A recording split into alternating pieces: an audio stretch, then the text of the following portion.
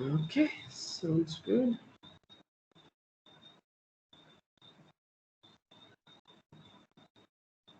Okay, so welcome all. This is our 56th, if I've updated the slide. BC open discussion. And today we'll spend some time with HTTP calls because there were three questions. There was one question during the last meeting, and then Keshav, who is already here in the meeting, also dropped me a ping on LinkedIn about understanding the HTTP calls from Business Central. So let's go through the normals and then we'll quickly dive into this, which is just one thing today. So if you are here for the first time, or if you're watching this recording and you want to attend these meetings, this is the link of the page where you can go and register every week. If you are in the meeting and want to be a default attendee, just drop your name and email in the chat, and I'll make sure that you get invited every time we host these. Okay, so today we just have one question, so we'll spend some time over there if time permits. Then we'll jump into other questions if there are any. Otherwise, we'll end our day with that, which is how you handle HTTP web request in Business Central, specifically in AL, on-prem or SaaS. In NAV, there were some ways to do it, and how you do it in Business Central is an interesting kind of question if you haven't thought about it. So we'll see that, but I was thinking about a simple example to start with, to begin with. And I was trying to find a website, and then I saw a video from, no, I forgot his name, the other MVP who keeps on putting good content about the technical stuff in Business Central. And I completely forgot, but okay, let's go. So he was demoing around this website, which is ipify.org. So let's first quickly have a look on this website, and then we'll see how we'll utilize this in our explanation today as how this works. So this website is an API website which gives you your IP address based on a simple request. So if you go to the API users, you will see that you can request an call to this URL and it'll return you an IP address like this. If you want the output in JSON, then you'll type JSON, it'll return you like this, and JSON OP and things like that. So to start with, we'll just try to get the IP address from Business Central, and then we'll see how complex we can make it based on one of the discussion that we had last week about consuming a OData web service from AL or Business Central. So what I've already done is, let me open my VS Code. I have this project, and at the end of the session, if you think this makes sense, I'll put it on GitHub. I've created a demo table, and this may be for the part 2, so we'll talk about it later. But I've created a page called HTTP demo calls, which have a text field which accepts the source URL that you want to consume. So you can give any kind of URLs that you want to be read from. And then there are different kind of calls that we'll see today, like a simple HTTP call, which is around this IPIPF IPO API, IPIFY API. That's become a tongue twister for me. And then we'll see a web service read, and then we'll also try, if time permits, to web service read and write. And then there is a text box which displays the results of that call. And then I've just added this page here, but we'll talk about that later. So now what we want to do is and let's publish this and see how this page look like. Let me go to my launch.json and change this page to here and publish this to see what happens. Okay,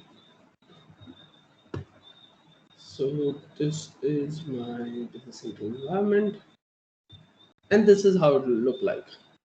So I can input a URL here, edit, not okay, and then these will be the three different URLs. We'll see the results here, and this page we'll see later what that means. Okay, so now let's try to first call the API that we just saw using a simple get request to that API.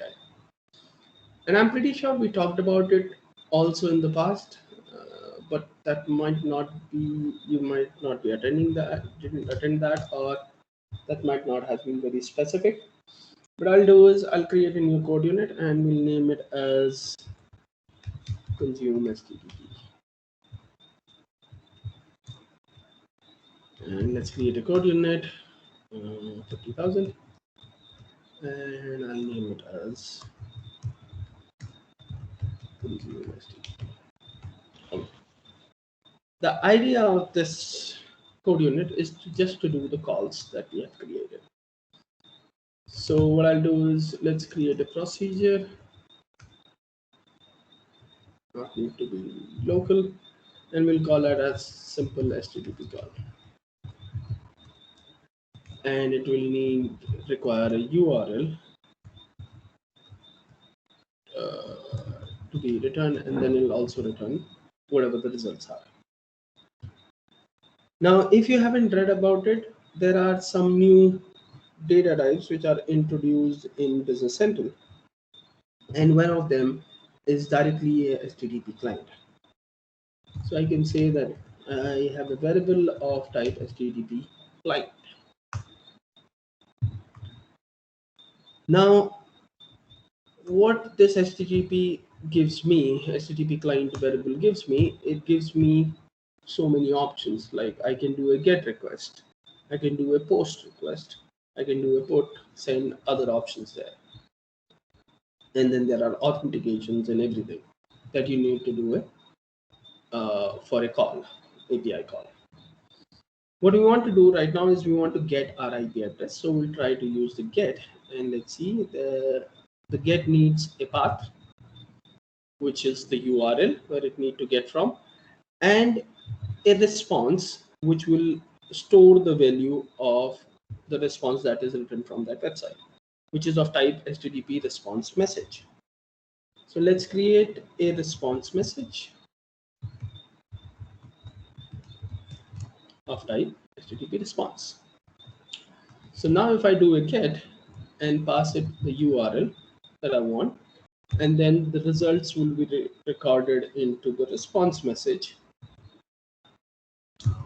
This is what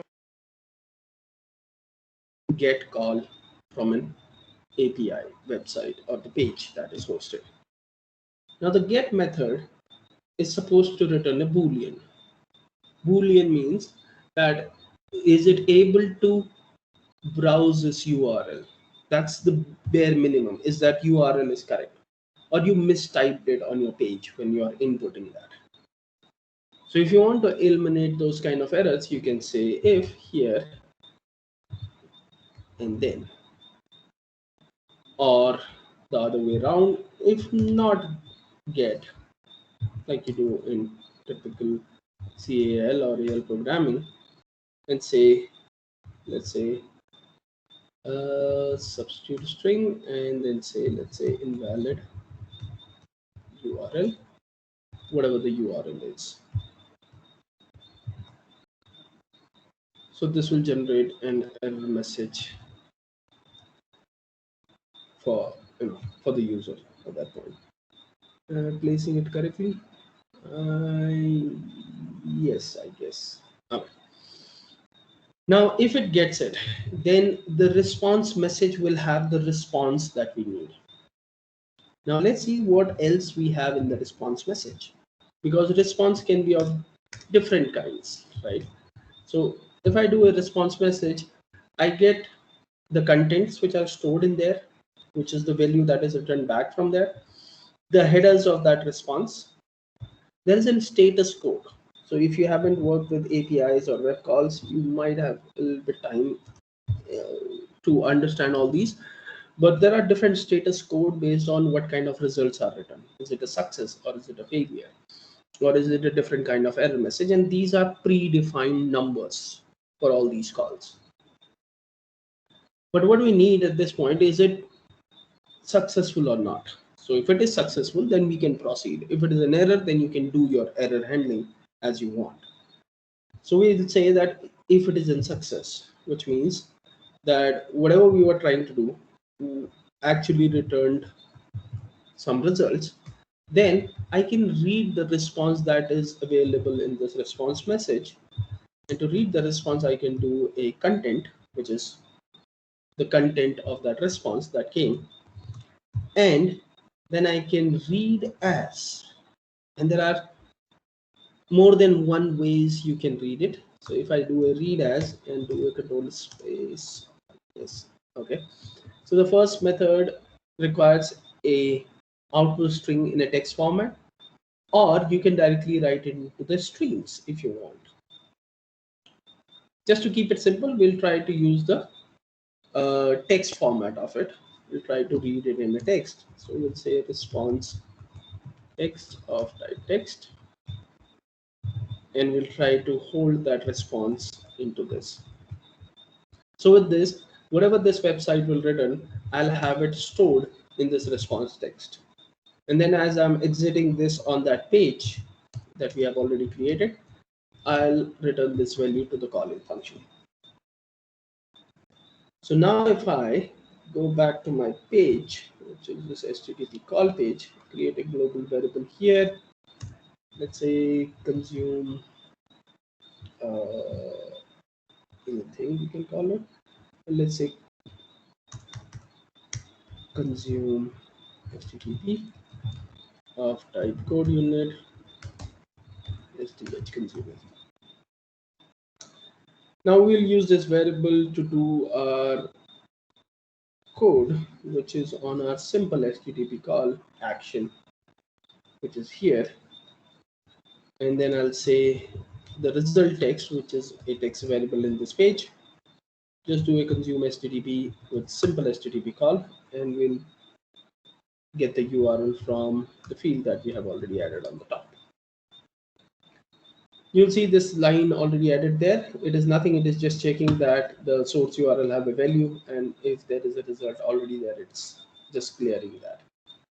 So nothing much on that function. Okay, so let's publish this and see what output we get from our call that we are making to this website. Let me copy the URL that we can use there. So let's try with this.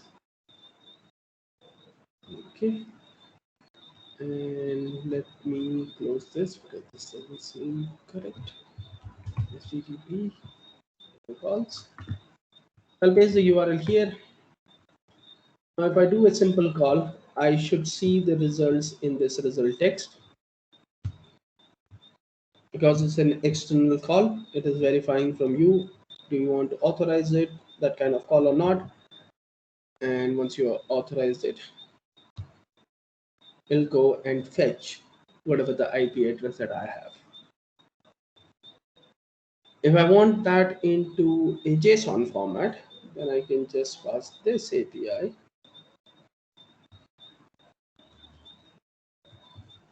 and do my calling to my simple call. And this time it will return me the same IP address in a JSON format, or any other format that this, or any other website that supports it. So if I do like this and do a simple call, this will return me the format that they return it. Does that make sense, Keshav, about the very simple API call that you might be doing? Yes, it will help me. Okay. Now for the second one that we were discussing last week, is if we want to consume a web service that may be written on a different environment. So let's first try to log into the different environment because I should have a preview environment. And I don't think I have it. Let me pick my Docker. So now what we are trying to do is we have another environment, and if you haven't created, create one for the preview. I have this for preview. So this is our BC upcoming release, right? So what I'll do is I'll go into the web services, and as I said last week also, try to switch these to become your what we call them API calls rather than web service call. But that's the direction Microsoft is also taking. But if you still had a need somewhere, it's not working. Let me add somewhere here.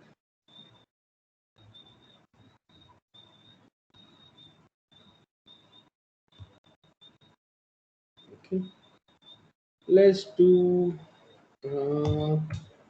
payment terms. Let's publish this. Now I can get all the data from payment terms using this OData URL, which will return me data into this format. And if you want this data into JSON, Microsoft have added already, this is very old. If you want this data into JSON, then you can just add something like this at the end called format JSON. Now this data is formatted as JSON. It seems hard to read, but what you can do is you can go to, there are so many JSON beauty files available on the web, and you can pick any of those, paste your, and I'm getting an echo somewhere. Okay. Paste the string that we just copied from here and do a process, and it'll show you the data into a readable format, which is a name value combination for each record in that particular table.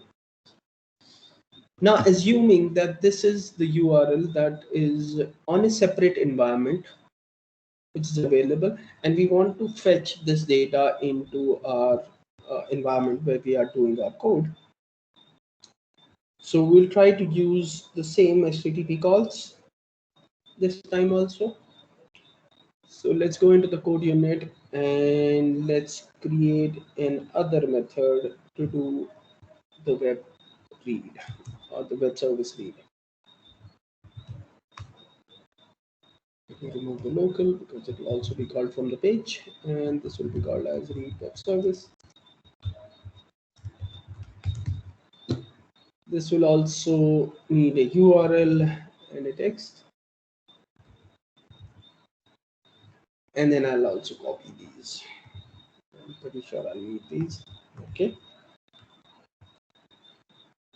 Now there is one different thing when you try when we try to access that free website, which was returning the IP address that we requested from that API. In case of Business Central, there is an authentication piece because you need to be authorized to access that information. I can't just go on a Business Central environment and try reading any data, right? So what I've done for that is I have created a user, and it's just a user. I didn't want to share my password, so I created a fake user called API test, which is super here. And we'll use this user to read the detail because, and let's see what happens when I do a plain call or a direct call into this, so that we understand that uses of that. So if I keep it as it is and same as it is for a while, and then we'll see what changes here. And I call this method from my second function, which is consume sap.webservice.source URL. Okay. So if I try to fetch the same URL which we have, which is this, from a different environment, And now if I try to publish this, and I would surely like to debug this part to see what happens.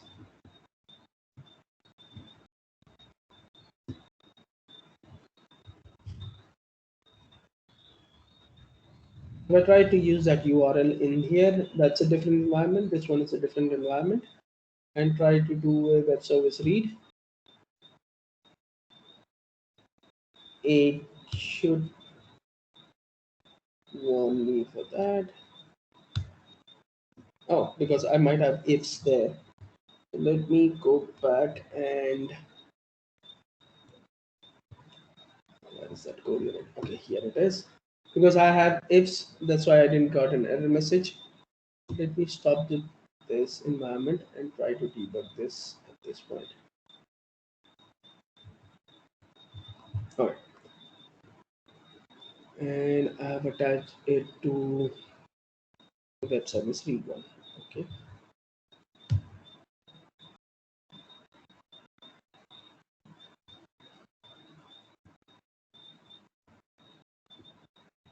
Okay.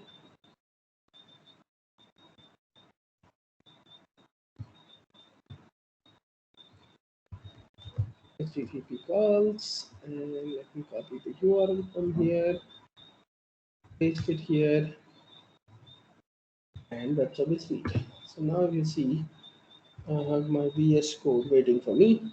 It says when you try to get the URL from this, and I don't have any response yet. But let's see what happens here in this area when I try to do that. If I move ahead, is it success? It says here the response message is 401, which is that you are unauthorized to access this page. So in this case, that was a public website which needed any authentication. So it did allow you to access that website and return you the results. But in this case, because you cannot do connect to that environment or that website that you're trying to access without an authentication done, it'll always give you that error message. And this is very common. So if you're trying to, let's say, read from your Facebook API or from your Twitter API, there are APIs available for most of the websites which are available.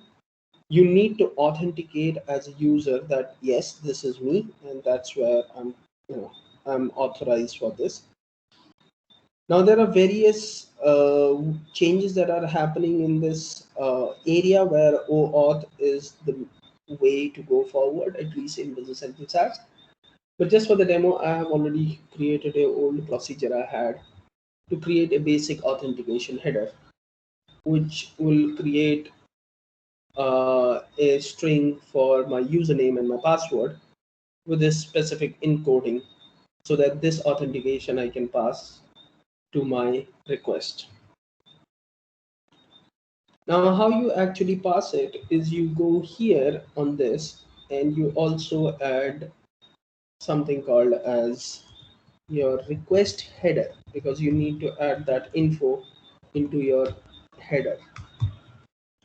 That's of type HTTP header. The first thing that you do before the get client.get happens is you want to initialize this request header with your client dot your default request headers, and then you also want to add an authorization. So authorization to whatever returns from this function. And then, as I said, I created this fake user for this demo, which is the username is this, and then the password. Let me find it where I placed it. Okay, here it is. And this is that fake password that I created right now. What this will do is this will add the authorization string, which is this basic, and then which is already converted to the base 64 string, your username and password, and we'll add that into your request header of your client request. As soon as this happens, now the Business Central will authorize you to do this get. And once you get it, then everything else remains same and you will get a response out of it. So let's give it a try at that. Let's see what happens. Okay, let me close these tabs. So when you open, okay.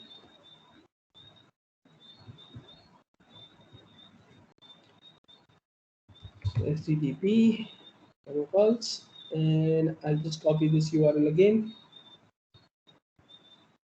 Try to pass it here, and then do a web service read.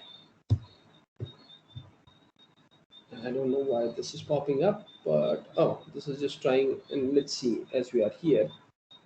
So now it understands our header. Your password and the username is encrypted like this. There is already an authorization added. And if you go next, it returns you the response 200, which is the status code for everything looks good from the reading perspective. And then we'll have the response there. So let's move next and let's open our page there. Oh, that is one more time. I guess I'll have to do a stop. Okay.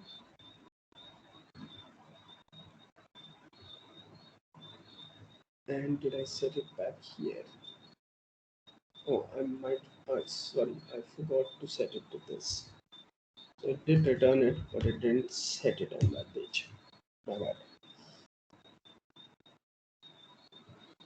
So in this way, with this the authorization added in your call, any type of authorization that the website that you're targeting or the request that you're doing with your API call will surely have a specific type of authentication that it need or authorization that it need.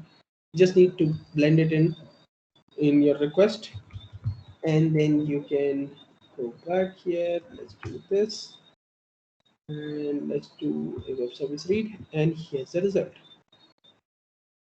Now if you copy this result, you go back to your JSON beautifier, get the content, paste it back, process this. This will return you the same data, which is actually coming from a different environment, which is BC preview. So in case of the websites or the API pages or servers that you're trying to fetch data from requires an authorization, you'll have to add that kind of authorization into your request. Any questions still here? Anyone?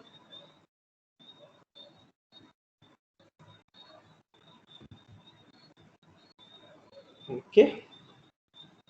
It seems all good. I'm hoping so. Okay. Now the next part that we were trying to discuss last week is, yes, we are able to read that data. That data is right now stored in this text variable. And now we actually want to, let's say, write that data into our another environment that we are trying to access. So like if I want to store these payment terms, not actually into the payment term table because there will be some data, but maybe on this temporary table which I've created with two fields only from there called code and description. And that's where your JSON reader and JSON writers or readers specifically comes into the picture. So in this part, what we are going to do is we will consume the same URL that we did last time, and we'll try to get the response, and then for each record in that response, we'll try to write it into this new table that we created called this demo table. Does that make sense? Any questions there? I'll be happy. So I'll just copy this as it is, and we'll change this function as read write web service. So everything else remains same, but as I have to read this, I'll read it here, And then instead of exiting it from this, I actually would like to store it in a table. Now that's where the JSON buffer comes into the picture. So like you, if you are from the NAV word and have worked over there already you have seen, and I'm pretty sure everyone have worked with Excel buffers. On the similar line, there is also one more buffer which is called as JSON buffer, which can be used to do the JSON read write. Now it's again a buffer table like Excel buffer to store the record temporarily, and then whatever you want to do with that you can do, and then that data will be removed. So like in Excel, you can read a Excel file. Like in Excel, you can write to an Excel file. In the same way, when you come here and you have read the response into this response text, JSON buffer gives you capabilities to read from either from a blob, if you have the data stored in a blob, field ref, or directly from a text. So you can actually read it from text, and then whatever comes in the text you can write it here. Now this, what it'll do, it'll write everything that is here into this JSON buffer, which is designed something like this: entry number, depth, token type, value, value type, and path. Now entry number is the primary key, as obvious. Depth is, and for the depth let me open the JSON beautifier that you are seeing. So depth is kind of indentation label that you have. So this is at your depth 0, this info. This is at your depth 1, and this is at your depth 2. Sorry, 1, 2, and 3. This is at your depth 3. So all the info that is coming from this OData feed, which you're trying to consume from the another one, have all the actual data stored in the depth 3. So anytime this buffer will write these record, it will say, okay, depth 3, the field is code, and this will be stored separately. This will be stored in a separate record, this value and this value. So when you come back to your here and see this JSON buffer, so the depth stores the kind of the indentation of that record that you are trying to put. And then there are different token types which are available, which I'm not sure, but let's go ahead and see what these token types are.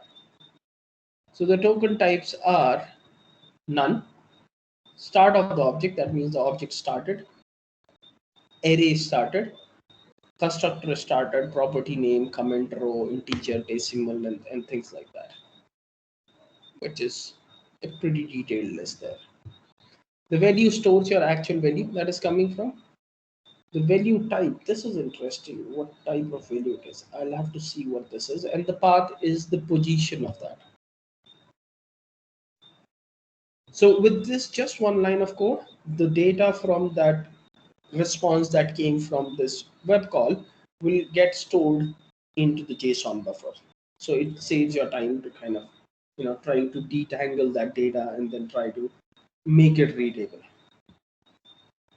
Now, once the data is in JSON buffer, and let's quickly see what happens with this. Let me put it here, pretty to the point. And I'm not sure, but I think I need to make this JSON buffer as temporary, as in it's a best practice at the time. But let's quickly have a look what happens when we try to use it without temporary. I'm hoping that there is an error message, but let's see. Okay. Let me this page. Yes. Okay. So, oh, I didn't call this. Sorry, my bad.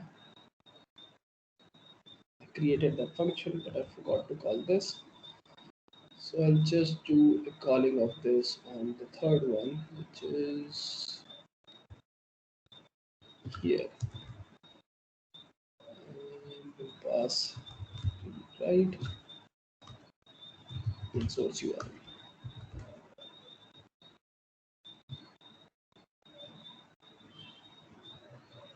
Okay. Let's publish this here and let's see what happens.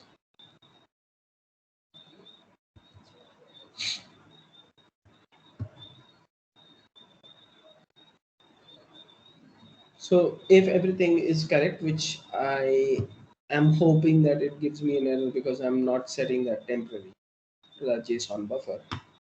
If that happens, that's great. Calls. I cannot.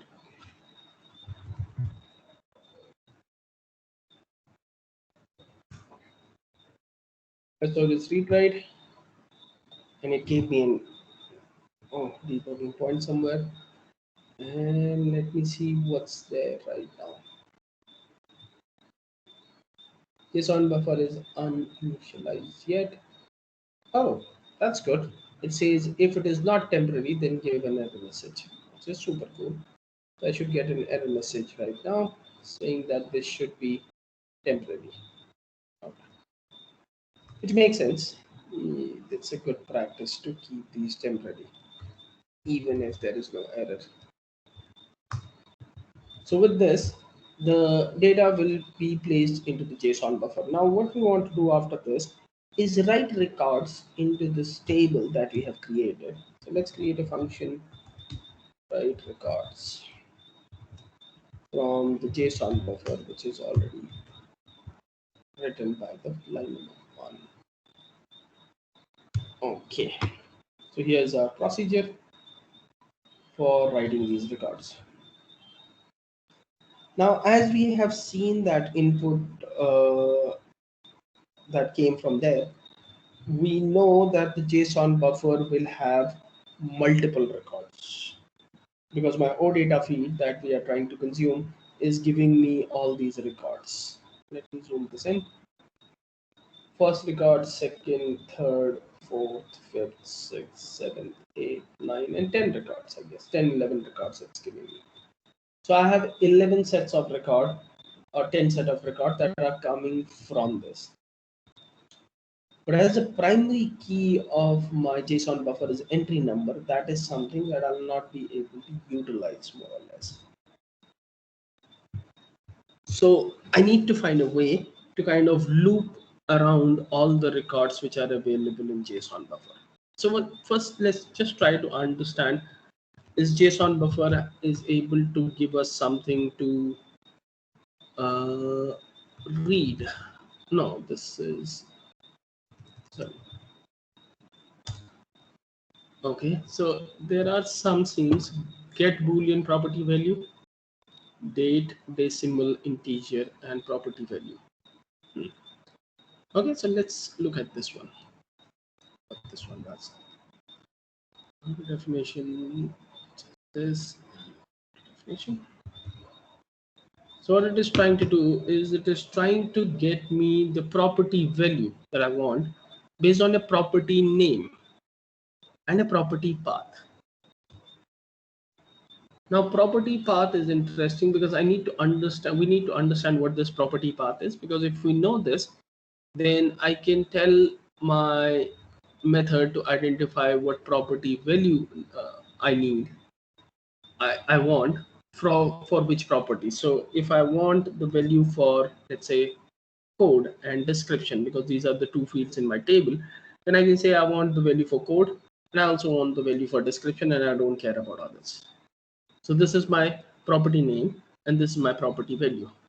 But then there is one more parameter, which is property path. So now that's interesting.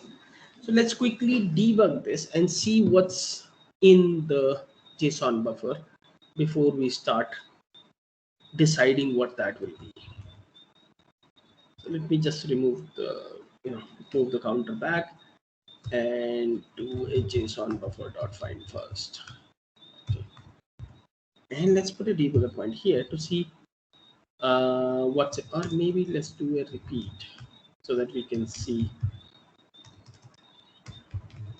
what's in there.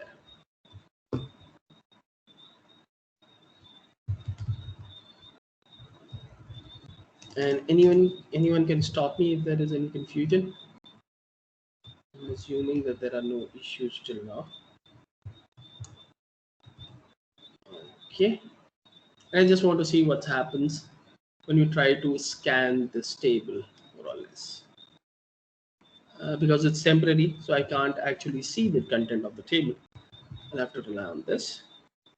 So let's do a F5. And let's see what's that path thing in that uh, JSON buffer table. Okay, let's do a copy here. I can't do this like this. Okay. Okay. Let's do a read write. It will pop up my client, and it's here in the JSON buffer. So now if you see, there are so many record seams in this one. And let's go down and see what's happening. Got reset. And what happened?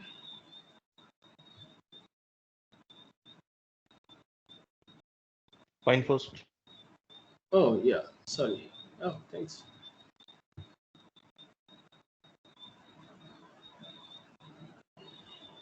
Okay.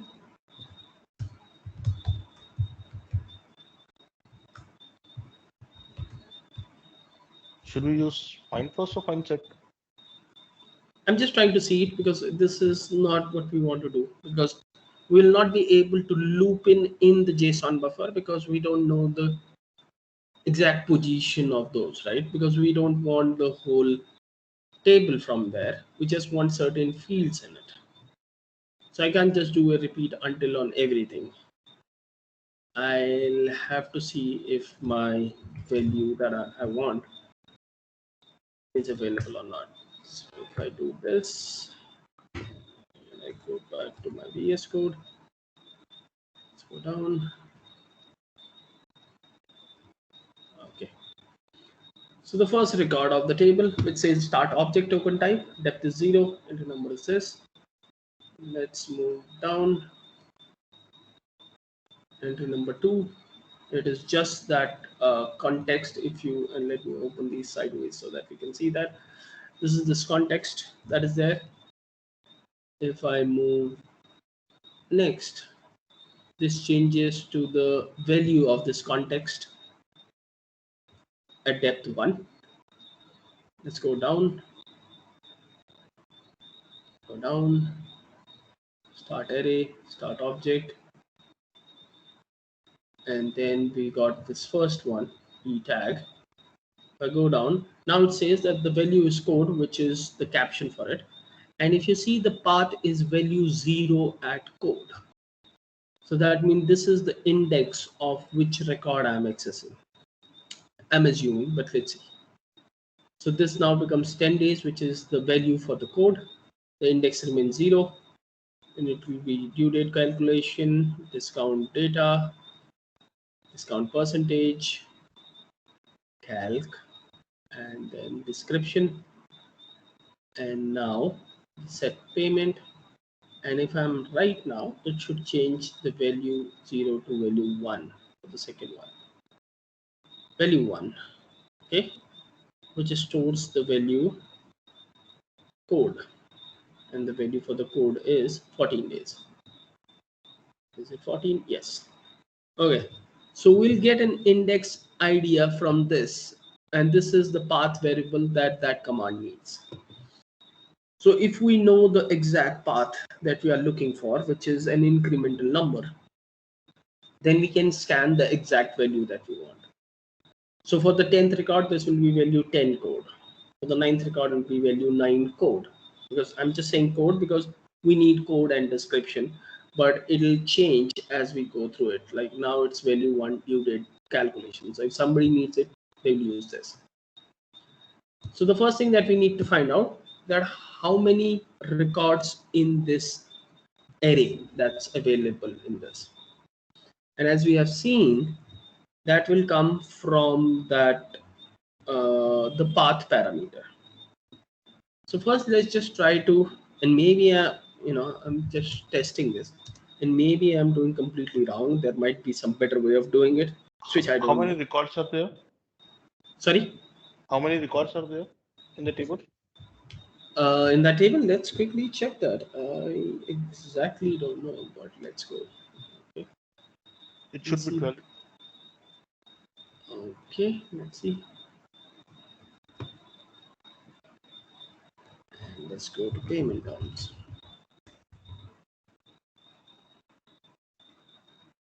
2, 4, 6, 8, 10, 11. There are 11 records, it seems. If I don't Because count there's a this. function called count that gives you value of 12. That was giving value of 12. That the system has found 12 records. Count is where? When JSON buffer. JSON buffer has a count? Yeah. Let's see. I haven't seen that in that case. Let me see. So if I do a JSON buffer dot, is that a count? Count the number of records in a table. No, that's just the count, which is the default count, right? It is not a JSON thing. Can you rerun the procedure from the front end? Let's debug it. Okay, let's see that. I didn't notice that. If that was there, that's super cool. But let's debug this again. So if that's the scenario, then it saves so much time for doing that calculation. Okay, let's do a HTTP call.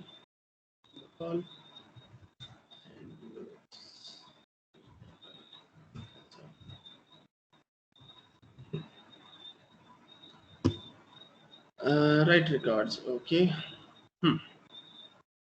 Locals, JSON buffer, fields. Where are you seeing the code? Sorry, it's a fields. Okay, fine, leave it. And Okay. there are 12 Yeah. fields. Okay, Yeah. sorry. Okay, not a problem. Maybe as in I have used JSON buffer very recently, so I don't know much about it. So what I did when I used it is and maybe I did completely wrong, and there is better ways. So people who are here or who will watch it later, if you know a better way, let me know. But I want to identify what is the last entry number in this for my records, and I know that all my data is stored in position 3 or the depth 3. So I want to get the position first, as in, so the last entry number, which I'll do maybe by a procedure, which is get last record entry number from the JSON buffer. Okay. Let's create this method. Here it is. Now in this method, what I'm trying to do is using the old CAL style thing to get that value of that record, which is on that array thing.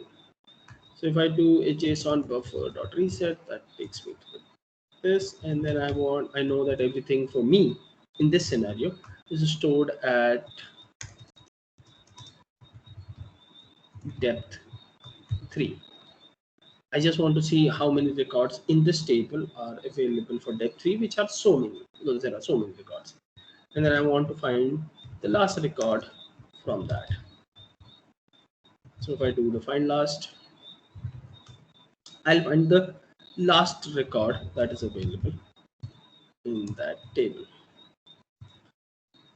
Now, if you remember, there was a string something like, and let me open Notepad, value 0, or let's say value 5, or let's say 12 dot code, something like this. So, and this is the field name that is there. What I want is this value 12. Oh, sorry, is just this number 12 to identify that these many records I have. So I'll just for the reference, I'll place it here so that it is not confusing. And what I'm doing here is I'm creating a variable, let's say temp string of type text. Now, once I find this, the last record, I'll store the path which stores this value 12 thing into this, which is I'll say copy whatever in the JSON buffer dot path from 1, 2, 3, 4, 5, 6 from 7th parameter, because this will remain constant, this part. So from 7th character till the end of the string, copy that into 10th string. So now my string is something like this. This is on the 10th string. Now I just have to eliminate this part. So I'll identify the position of the closing bracket, which I can do using my strpos of from my temp string, and the character that I'm looking for is this. So this will give me right now, let's say 3. Well, yeah, it'll give me exactly 3 at this point. Once I find that, I want to change my temp string to copy whatever is in the temp string from 1, which is from the beginning, till position -1, which means from here till here. So this will give me this 12. So at this point, the temp string contains 12, assuming that this is 12 for the last record. Now I can create a variable max record of type integer, and I can evaluate this value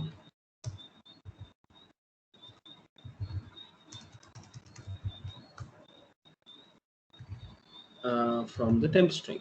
What evaluate does is, changes the text string to whatever the data type of the first parameter that you're passing, whatever the variable that is. Now, once it is stored in the integer, I can exit that value, which is max record, and I'll get that these many records I have. And I hope that this is clear. And this is the only part which confuses sometimes people. Now, once I know my last entry number, I just have to do the reset, which is I'm already doing, and then I can do a for loop from I, which begins from obviously 1 to the last entry number. And within that loop, I just want to make sure that I get whatever the records that I'm getting, I get that into this table which I've created. So let's create a variable into this demo table of record demo. So I just want to write whatever comes from it into this for each record. So I'll just do a simple init and just do a simple insert. And then I need to pass the values into it for 2 fields, which is one is code and the other one is the description. Okay. Now, as we have seen before this, that there is a method which can give me the value out of it. So I can do a JSONBuffer dot get property. Now, right now there are these methods available: Boolean, date, decimal, integer, which I cannot use because I need a text or a code. But you can, if you want, you can create these kind of methods, which is indirectly also calling this method get property value at path.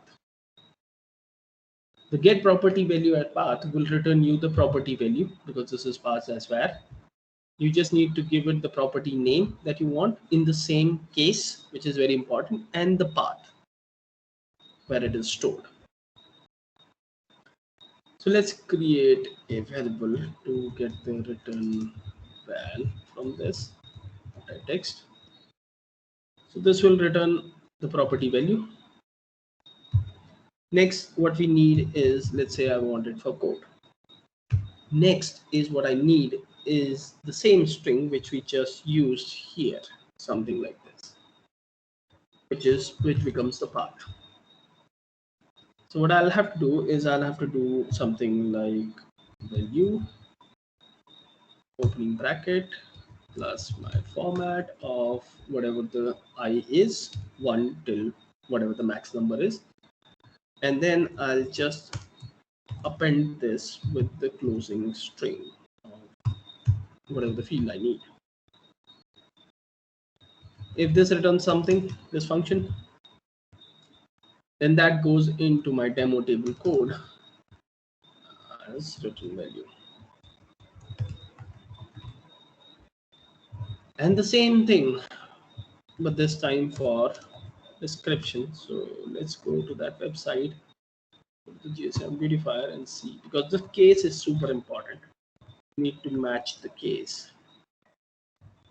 Description and description.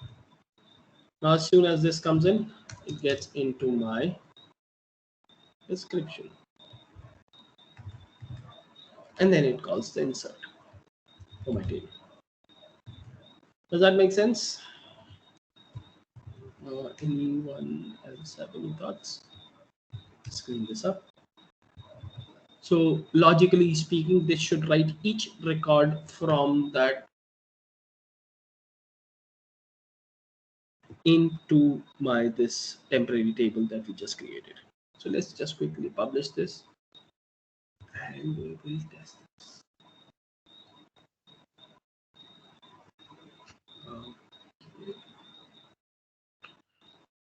Saurav, do you think you could comment this to the repo? I can, that's not a problem. Yeah, I can surely. That's not a problem. Definitely, cheers. Okay, so let me paste it here. Okay, let me copy this path. And there might be better ways. As I said, if you use APIs, there are more better ways of doing the same thing. But the last week question was specifically about reading a web service.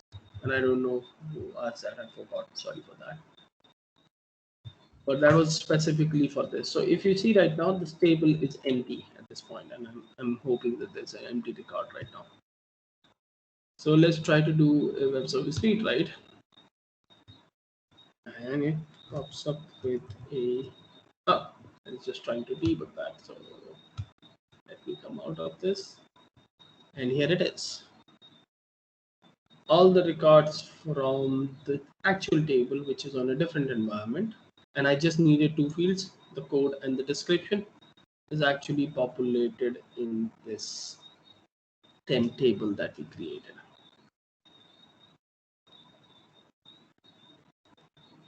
Does that make sense? Keshav, is this sufficient for your question, I guess? Yes, I don't have any question, but I have one more thing. We can use also JSON object. We have one more data type. That is JSON object you can. store. Yeah, you can. Recently, I used that. The only, as in, I'm not saying that you cannot, but the only thing that why I thought to use the JSON buffer is because it's already available, and I don't have to deal with with things which are, and there are scenarios where you'll have to use the JSON object. Like, let me give you one simple one. The JSON buffer, the maximum value that it can support is text 250. So if you actually have some custom table where the field length is more than 250, then you surely cannot use the JSON buffer approach. You'll have to do it on using JSON object. And that's also a possibility. So yeah, that's fair enough. And I would prefer using JSON that object, and I think I have used it when I'm dealing with APIs. If I have to, read and write from API, that makes it so simple to use the JSON. Yeah, also in the API integration I'm doing. Yeah. Okay. Anything else, anyone? Well, that was it for today, I guess.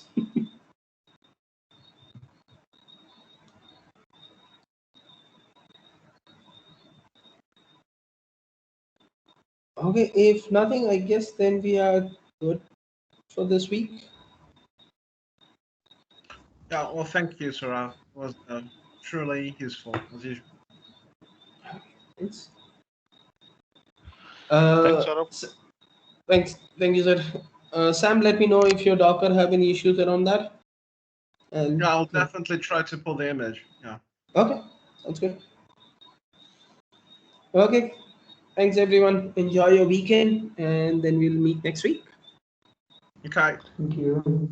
Yeah, sure. Thank you, sir. Yeah, thank you, sir. Hi, Saurav. Bye. Ozan here. I wanted to ask a question not related to this, but I was hoping we could have us talk about it in the next session. But the question is related to file import in SAS, because there's a customer we will be working with and they need to import files which previously they were using nav 2009 on-prem, and that definitely has folder access, so they were storing files. But since they're moving to business central, I guess the latest version, so is what's the way around There's no to way manage around, those? as in you should either suggest them to use SharePoint Online, Uh-huh. and if you haven't seen, in Business Central 19, Microsoft is working toward, already worked in, toward OneDrive integration with Business Central. Okay. Uh, Okay, so like it, like they showed me some files, they were related to the general journals, and they were storing those. So I suggested them that it is possible for me to import a single file and then store it in the general journal and then do the posting. But as far as my knowledge is concerned, we cannot store the files, right? you cannot store the files inside database or in a file system. Uh-huh. So you can store the files inside database if you have to. There's no problem in that. If you But how do we store files in the database on SAS? it's a thing, as in we can surely talk about it next week. It will hardly take 10 minutes of discussion around it. So I can surely show Okay. you next week how you do it on different areas in the center if you have to do it. Yeah, great. Great. But if they want it on a file system, on a folder on the server, that's where the complexity is, because any browser, like, it's not just because of Business Central being on browser. If you go to any website where you download a file, it always goes to the download folder, right? Yeah. Because it doesn't Yeah. understand your folder structure, because being on a browser, you can access it from a mobile device, from a tablet device, or from a PC. Yeah, And a exactly. browser application will never be able to read your folder structure, local folder structure, or shared drives and all, right? So Yes. Yes. that's where OneDrive or SharePoint comes into picture, because they all are URL based file system, and every file gets a unique URL when it is stored there. So if they want something on their drives, then they should switch either to SharePoint Online or to OneDrive.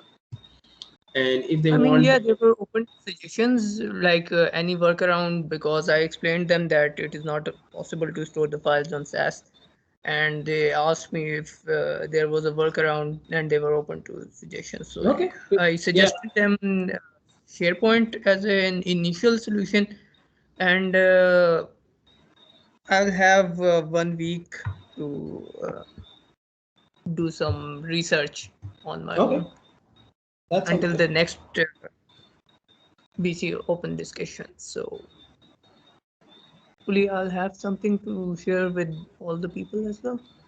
Okay, that sounds good. Hey Dashrath, your hand seems raised. Yes, bro. I already sent same question for that import export. Uh, can you just, Dashrath, can you drop me an email about specific Yes, yes. request, and All, then okay, okay. okay, then I'll surely try to cover it next week as that time. Okay, okay. Thank you, sir. Okay, thank you all. See you next week. Thank you, sir. Bye bye.